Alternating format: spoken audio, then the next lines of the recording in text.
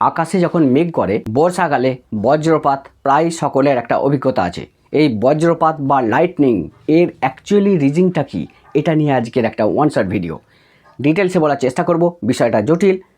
মেঘ কি অ্যাকচুয়ালি? না, মেঘ হলো বায়ুমণ্ডলে ভেসে থাকা অত্যন্ত ক্ষুদ্র ক্ষুদ্র জলকণা এবং বরফকণার একটা সমষ্টি, যা জলীয় বাষ্পের ঘনীভবনের ফলে সৃষ্টি হয়।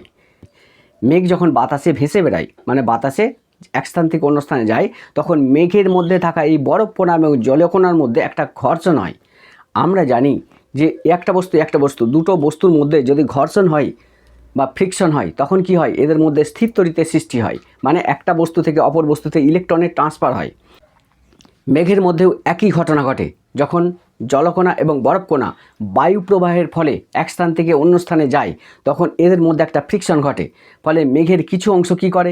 ইলেকট্রন ত্যাগ করে, অপর অংশ ওই ইলেকট্রন গ্রহণ করে। মেঘের যে অংশ ইলেকট্রন ত্যাগ করে সেই অংশে ইলেকট্রনের পরিমাণ কমে যায়, ফলে সেই অংশটা হালকা হয়ে যায়। এর ফলে কি হয়? যে অংশ ইলেকট্রন ত্যাগ করলো মেঘের, সেই অংশটা উপরে উঠে যায়, ফলে মেঘের উপরে অংশ হয়ে যায় পজিটিভ। আমরা জানি যে কোনো পরমাণু থেকে যদি ইলেকট্রন ট্রান্সফার হয়, মানে ইলেকট্রন যদি এখান থেকে বেরিয়ে যায়, তখন হয়ে গেল পজিটিভ। ইলেকট্রন যাতে প্রবেশ করলো, ইলেকট্রন কোন ধর্মী? নেগেটিভ ধর্মী। তাহলে এই যে অংশে ইলেকট্রন ঢুকলো বা প্রবেশ করলো, সেই অংশ হলো নেগেটিভ আধানে আহিত। তাহলে ইলেকট্রন যেহেতু ভারী, তাহলে ওই ভারী অংশটা মেঘের নিচের অংশে চলে আসে, তাহলে এই অংশটা হয়ে গেল নেগেটিভ।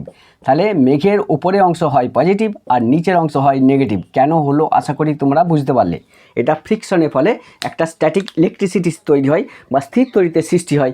এই স্থির তড়িতের ফলে মেঘের যে অংশ ইলেকট্রন ত্যাগ করলো, সেই অংশ উপরে উঠে গেল, এবং যে অংশ ইলেকট্রন গ্রহণ করলো, ইলেকট্রন গ্রহণ করা মানে হালকা হলেও ভারী হয়ে যাওয়া, তার ফলে সেই অংশ নিচে নেমে গেল। এই অংশটা ঘটছে। তাহলে মেঘের উপরে অংশ থাকছে পজিটিভ, নিচের অংশ থাকছে নেগেটিভ। এখন এটা যদি ভূপৃষ্ঠ হয়, তাহলে মেঘ এবং ভূপৃষ্ঠের মাঝে কি হয়? একটা তড়িৎ আবেশের সৃষ্টি হয়। তড়িৎ আবেশ মানে কি? তড়িৎ আবেশ মানে একটা নেগেটিভ আধান কাছাকাছি চেষ্টা করবে পজিটিভ আধান সৃষ্টি করার, বা একটা পজিটিভ আধান চেষ্টা করবে কাছাকাছি নেগেটিভ আধান সৃষ্টি করা। এইটাকে বলা হচ্ছে আমাদের তড়িৎ আবেশ।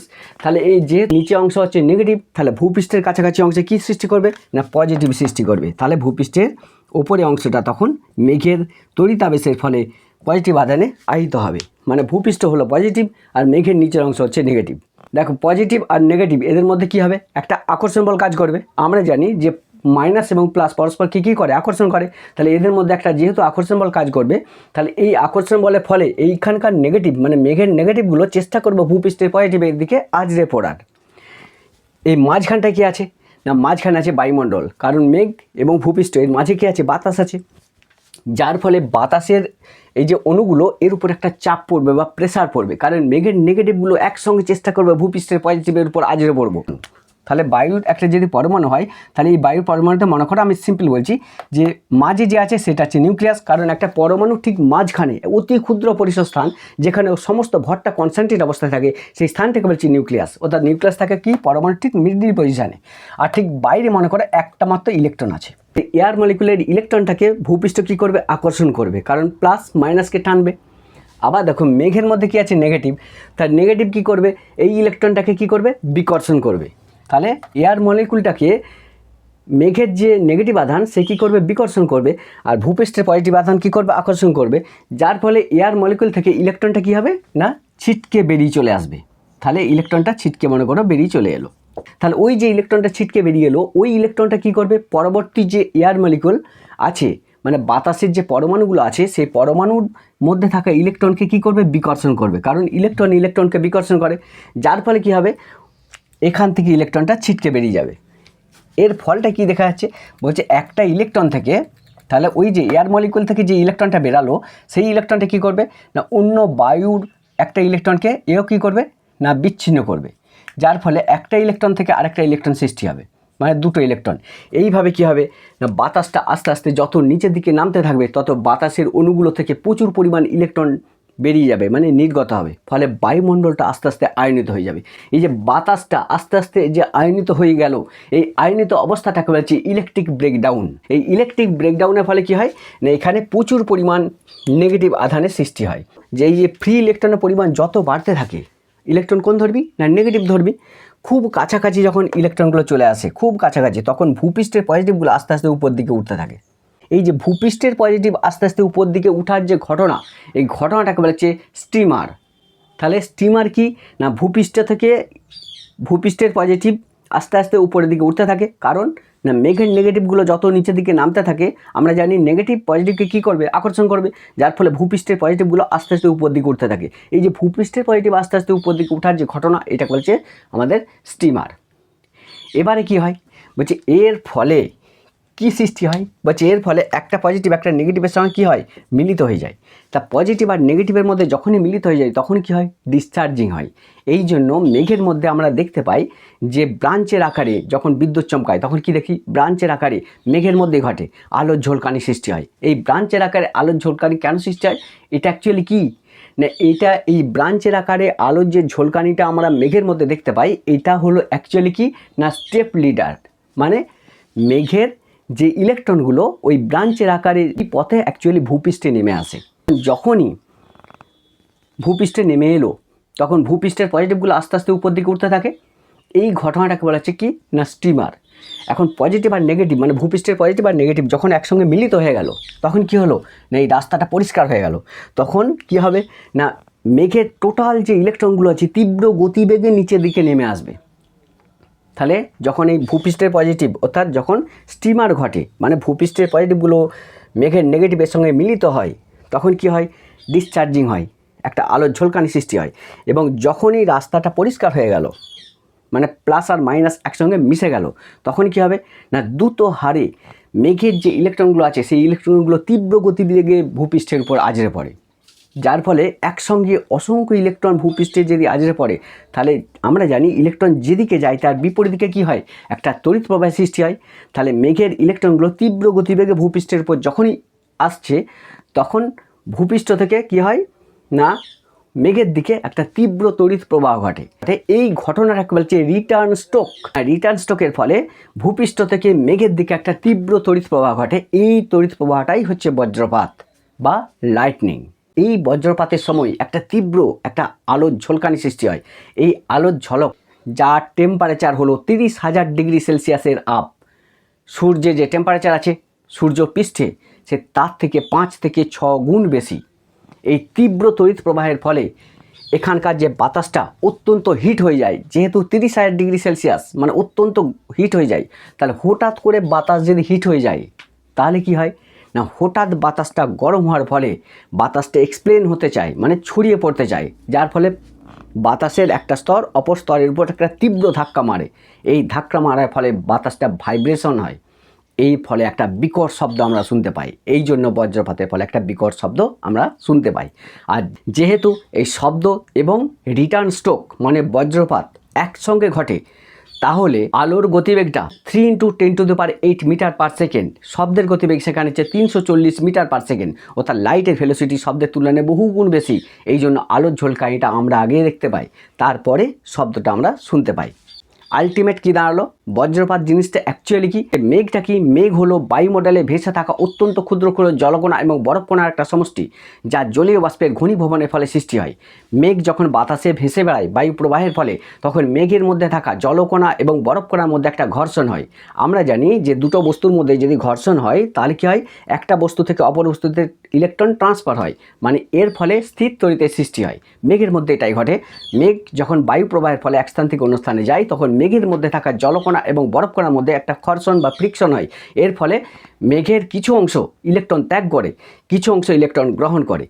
যে অংশ ইলেকট্রন গ্রহণ করলো সেই অংশটা যেহেতু ভারী সেই অংশটা নিচে চলে আসে, আর যে অংশ ইলেকট্রন ত্যাগ করলো সেটা উপরে চলে যায়। অর্থাৎ একটা মেঘের দিকে যদি আমরা দেখি তাহলে দেখব যে মেঘটা যখন বাতাসে ভেসে বেড়াচ্ছে তখন উপরের অংশটা হচ্ছে পজিটিভ আর নিচের অংশ হচ্ছে নেগেটিভ।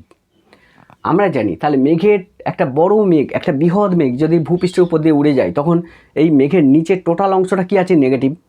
আমরা জানি একটা নেগেটিভ আধান কাছাকাছি অঞ্চলে পজিটিভ আধান সৃষ্টি করে, এটাকে বলছে তড়িতাবেশ। তাহলে মেঘ চেষ্টা করবে যে কাছাকাছি অঞ্চল মানে ভূপৃষ্ঠে বিপরীত আধান আবিষ্ট করা, মানে মেঘের যেহেতু নিচেটা নেগেটিভ আছে, তাহলে ভূপৃষ্ঠের কাছাকাছি কী চেষ্টা করবে না পজিটিভ আধানে আহিত করার চেষ্টা করবে, তাহলে ভূপৃষ্ঠের কাছাকাছি অঞ্চলে হয়ে যাবে পজিটিভ।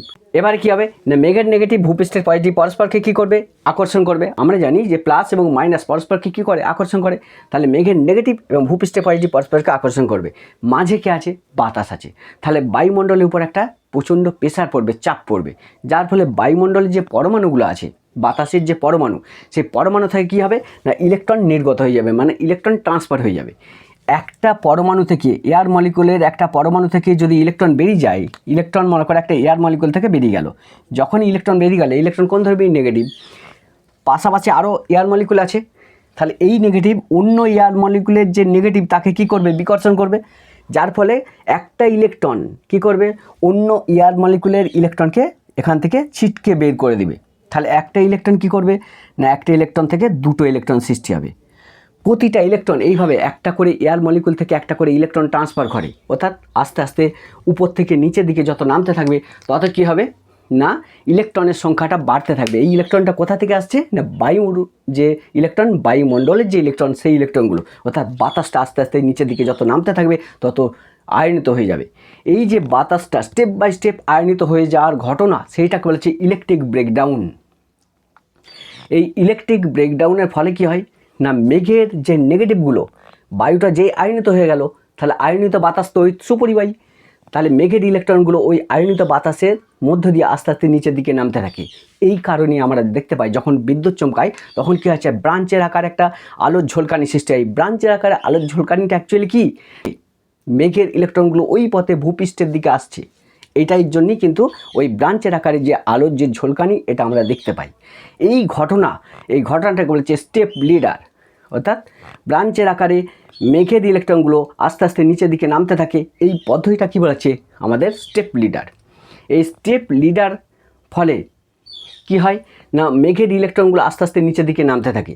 যখন ভূপৃষ্ঠের খুব কাছাকাছি মেঘের ইলেকট্রনগুলো চলে আসে তখন ভূপৃষ্ঠের যে পজিটিভগুলো, সেই পজিটিভগুলো কী হয় মেঘের ইলেকট্রনের নেগেটিভ দ্বারা আকর্ষিত হয়ে উপরের দিকে উঠতে থাকে। ভূপৃষ্ঠের পজিটিভ মেঘের ইলেকট্রনের নেগেটিভ দ্বারা আকর্ষিত হয়ে উপরের দিকে উঠার যে ঘটনা, এই ঘটনাটাকে বলছে স্টিমার। তাহলে স্টিমারের ফলে কি হয় না ভূপৃষ্ঠ থেকে পজিটিভগুলো আস্তে আস্তে মেঘের নেগেটিভের দিকে যায়। তখন ভূপৃষ্ঠের পজিটিভ মেঘের নেগেটিভ পরস্পর মিলিত হয়ে যায়, তখন কি হয় এখানে একটা ইলেকট্রিক ডিসচার্জিং হয়। এর ফলে কি হয় এই রাস্তাটা পরিষ্কার হয়ে যায়, অর্থাৎ যখন পজিটিভ আর নেগেটিভ মিশে যায় তখন কি হয় না একটা পথ তৈরি হয়ে যায়। এই পথ দিয়ে মেঘের টোটাল ইলেকট্রনগুলো তীব্র গতিবেগে ভূপৃষ্ঠের উপর আছড়ে পড়ে। আমরা জানি যে ইলেকট্রন যেদিকে যায় তার বিপরীত দিকে, ইলেকট্রন যদি এদিকে যায় তার বিপরীত দিকে একটা ইলেকট্রোম্যাগনেটিক ফিল্ড সৃষ্টি হয়। এই ফিল্ডটাকে বলছি কারেন্ট। অর্থাৎ মেঘের টোটাল ইলেকট্রনগুলো তীব্র গতিবেগে যখন ভূপৃষ্ঠে আছড়ে পড়ে তখন ভূপৃষ্ঠ থেকে ওপরের দিকে একটা কী হয় আলোর তীব্র ঝলকানি সৃষ্টি হয়, মানে তীব্র তড়িৎ প্রবাহের সৃষ্টি হয়। এই ঘটনাটাকে বলা হচ্ছে রিটার্ন স্ট্রোক। আর এই রিটার্ন স্ট্রোকটাই অ্যাকচুয়ালি লাইটনিং বা বজ্রপাত।